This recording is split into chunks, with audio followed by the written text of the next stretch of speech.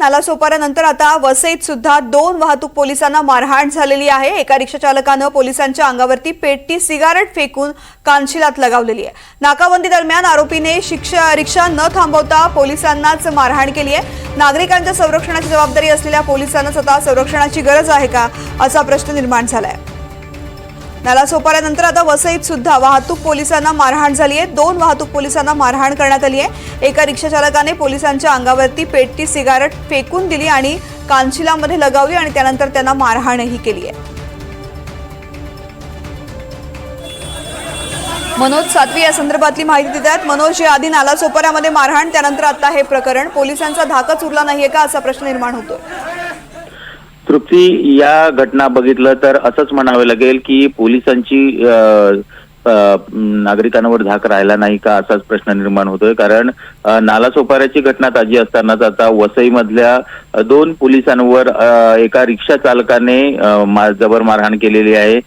थेट वर्दीवर हात टाकून त्यांच्या कानशिलात मारलेले, शिवाय पेटती सिगरेट देखील अंगावर फेकून मारलेला आहे। आणि नाकाबंदी दरम्यान ही घटना घडलेली आहे। आणि या मारहाणीत विठ्ठल नागरे आणि मनोज केंद्रे हे 2 वालीव पोलीस ठाण्याचे पोलीस हवालदार आहेत आणि त्यांना हितेश लोहार नावाचा जो रिक्षा चालक आहे तर नाकाबंदी दरम्यान त्याला अडवले असता त्यांनी सांगितलं की तुम्ही मला अडवणारी कोण, आम्ही स्थानिक आहोत आणि पोलिसांना माज आलाय असा उद्धट शब्दात त्यांच्याशी वर्तन केलं। शिवाय त्यांना मारहाण देखील केली। त्यामुळं पोलिसांचा धाक राहिला नाही असंच म्हणावं लागेल। कारण या अगोदरच्या ज्या घटना आपण बघितल्या की तुळीज पोलीस ठाण्याच्या अंतर्गत 2 वाहतूक पोलिसांना बाप लेकानेच मारहाण केली होती। त्यांना फक्त लायसन नसल्यामुळं अडवलं होतं।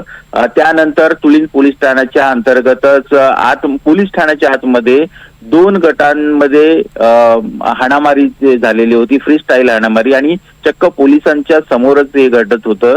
तरी पोलीस हतबल झालेले होते आणि त्यानंतर आजची ही घटना समोर आलेली आहे।